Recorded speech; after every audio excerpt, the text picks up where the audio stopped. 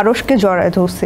আমার চোখের পানি, কাজল, যা কিছু আছে, মেকআপ, সবকিছু ওর হোয়াইট কালার একটা শার্ট পরা ছিল, এখানে পুরো সবকিছু মেখে টেখে অবস্থা খারাপ। কি করলি তুই, আমার শার্টটার এই অবস্থা করলি? মোশারফ ভাইকে, দোদুল ভাইকে ওনাদের শার্ট গিফট করেছিলাম। আমি কোনো ফ্যামিলি সাপোর্ট ছাড়াই আমি এখানে কাজ শুরু করি এবং ভীষণ স্ট্রাগলও করতে হয়েছে, বাট আমার মায়ের সাপোর্ট এখনও আমি পাচ্ছি।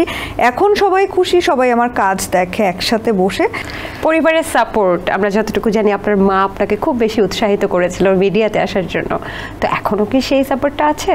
না, মিডিয়াতে আসার জন্য সাপোর্ট করেনি। যেটা হয়েছে যে শুরু থেকে আমার কোনো সাপোর্ট ছিল না, একদমই না। আমি কোনো ফ্যামিলি সাপোর্ট ছাড়াই আমি এখানে কাজ শুরু করি এবং ভীষণ স্ট্রাগলও করতে হয়েছে। কিন্তু হ্যাঁ, আমার মা আমাকে সাপোর্ট করেছেন, কিন্তু কখনো ওইটা বলেননি যে তুমি যাও কাজ করো, এরকম বিষয়টা একদমই না। বাট আমার মায়ের সাপোর্ট এখনও আমি পাচ্ছি। এখন সবাই খুশি, সবাই আমার কাজ দেখে একসাথে বসে, এখন খুব খুশি।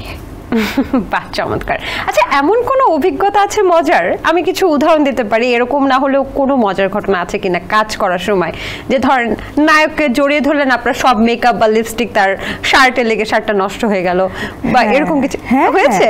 হয়েছে। ইটস লাইক আমি আর আরশ প্রীতি দত্তের একটা কাজ করছিলাম, ফিকশন।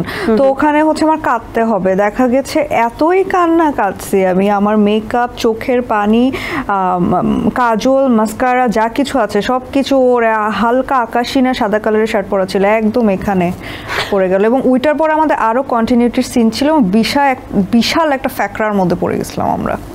এই খালি প্রমোশন না, কিন্তু প্যাকরা নিয়ে আসবো, কিন্তু সেক্ষেত্রে আপনার জামা নষ্ট হয়েছে, কিন্তু এমন হয়েছে কোনো নায়ককে জড়িয়ে ধরার পর আপনার মেকআপ তার শার্টে লেগে। বললাম ও আচ্ছা, মানে হ্যাঁ, মানে প্রীতি দত্তর ডিরেকশনে আমার আর আরশের একটা ফিকশন, ওখানে ছাদে হচ্ছে আমি কান্নাকাটি করে আরশকে জড়ায় ধরছি। অ্যাট দ্যাট টাইম আমার চোখের পানি, কাজল, যা কিছু আছে, মেকআপ, সব কিছু ওর শার্টের এখানে, লাইট স্কাই ওর হোয়াইট কালার একটা শার্ট পরা ছিল, এখানে পুরো সব কিছু মেখে টেখে অবস্থা খারাপ। অনেক কষ্ট করে সেগুলো আবার ওয়াশ করে ক্লিন করে তারপরে আমাদের পরের সিনগুলো করতে হচ্ছে, কারণ কন্টিনিউটির সিন ছিল ডেফিনেটলি। আপনাকে কিছু বলে নাই? এই তুমি আমার কেন কি করলি তুই, আমার শার্টটার এই অবস্থা করলি? বলেছে, ফান করে বলেছে, বাট সিরিয়াস তো আমরা কেউই না, কারণ এটা তো ডেফিনেটলি অ্যাক্টিং এর মধ্যে তো চোখের পানি বের হবেই। তো কিনে দেন নাই একটা শার্ট? না, বন্ধু তো কিনে দেওয়া হয় নাই, দিব সামনে অবশ্যই। আরশ ভাই কোনো গিফট করেছে আপনাকে? না, আরশের সাথে আসলে হয় কি যে আমার শুটিং ছাড়া কখনো দেখা হয়ই না।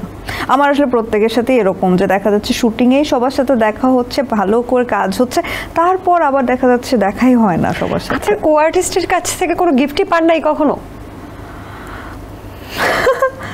না না। এই তাহলে তো বলা যায় যে আপনি অনেক দুর্ভাগ্য। না আসলেই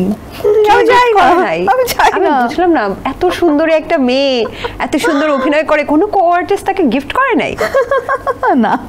তাহলে কি আমরা বলবো যে আপনার ভাগ্যটা খারাপ? না, একদমই না। আমি চাই না গিফট। নাকি আপনিও দেন না, কিপটামি করেন? না, আমি কিপটা না, কিন্তু আসলে যেটা হয় যে সবাই তো কলিগ, তো সেই জায়গা থেকে কাজের সময় তাদের সাথে আমার দেখাটা হয় আর কি। আচ্ছা, আপনি কখনো দিয়েছেন কাউকে গিফট?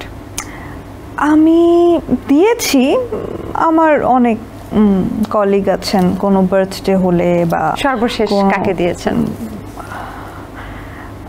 আমি দিয়েছিলাম হচ্ছে মোশারফ ভাইকে, দোদুল ভাইকে, ওনাদের জন্য। মোশারফ ভাইকে কি গিফট করেছিলেন?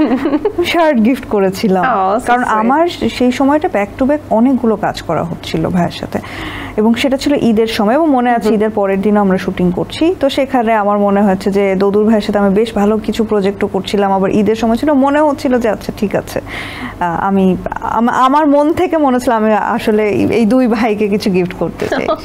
চমৎকার। এসএমসির emergency contraceptive pill Norix one অরক্ষিত মিলনের 72 ঘন্টার মধ্যে এর একটি মাত্র পিল আপনাকে করবে টেনশন ফ্রি। এসএমসির নরিক্স ওয়ান, এক পিলের সমাধান।